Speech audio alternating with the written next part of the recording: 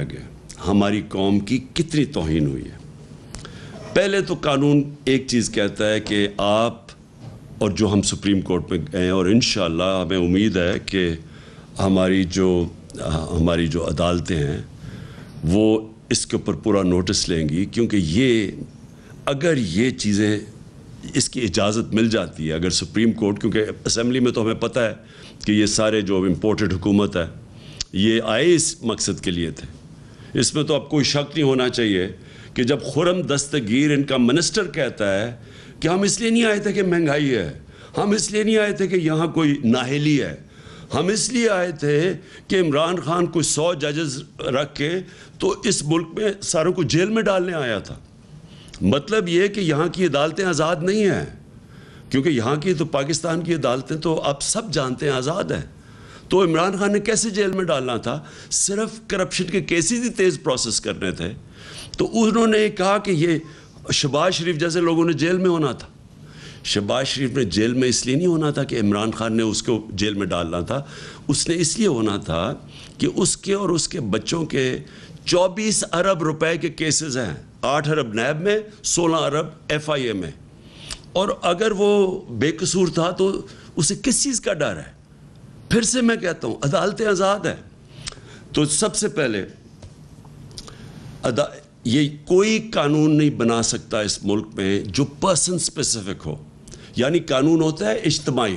یہ نہیں ہو سکتا کہ عمران خان اپنے لیے کوئی امینڈمنٹ پاس کے اپنے لیے کوئی قانون بنا لے. اب ذرا ایک چیز میں بتاتا ہوں کہ ہوا کیا ہے, کیسے آصف زرداری بھی اب بچ جائیں گے, نواز شریف اور ان کی بیٹی مریم شریف وہ بھی بچ جائیں گے. اب کیسے وہ سارے ان کے پولیٹیشین جن کے اوپر کیسز تھے نیب کے اندر وہ کیسے بچیں گے, آصف زرداری فیک اکاؤنٹس میں کیسے بچ جائے گا. یہ صاف قانون, میں تو صرف وہ چیزیں آپ کے سامنے لے کے آ رہا ہوں جن سے یہ سب اب بچیں گے.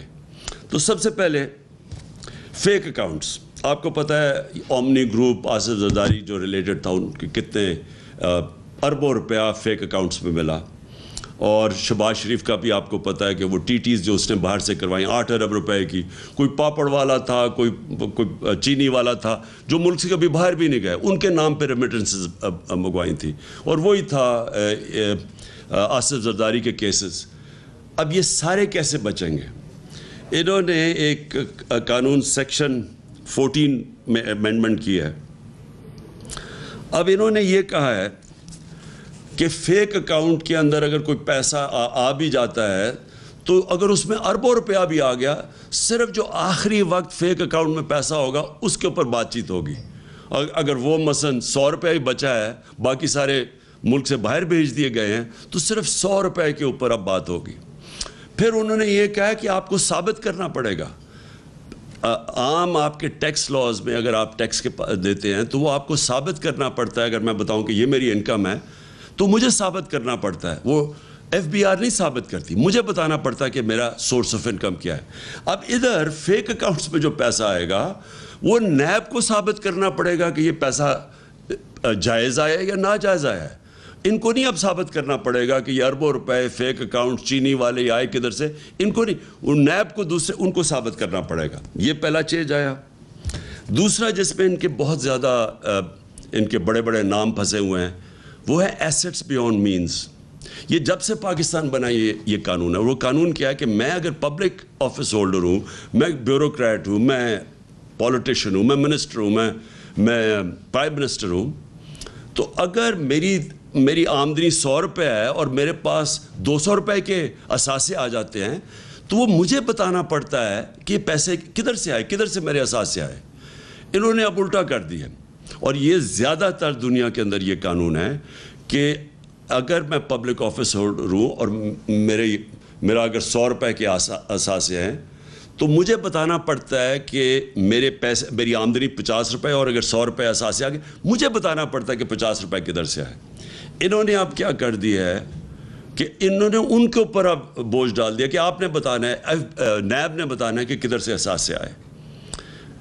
یہ یاد رکھیں کہ دنیا میں وائٹ کالر کرائم پکڑنا بڑا مشکل ہے, اور اسی لیے یہ بڑے ملکوں کے اندر یہ قانون ہے کہ برڈن, یعنی میرے اوپر ذمہ داری آ جاتی ہے. اگر میں پرائم منسٹر ہوں اور میرے اثاثے بہت بڑھ جاتے ہیں, مجھے بتانا پڑتا ہے کہ ایکسٹرا اثاثے کدھر سے میں لے کے آیا.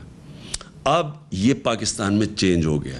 اس کا مطلب جتنے ان کے لوگ ہیں جو پھنسے ہوئے ہیں, ان کے ایسٹس بیونڈ مینز ہے, یعنی آمدنی سے زیادہ اثاثے ہیں, اب وہ سارے بچ جائیں گے. پھر یہ آ گیا سیکشن 9, یہ ادھر میں وہ سارے بچ جائیں گے. پھر سیکشن 21 ہے. اب اگر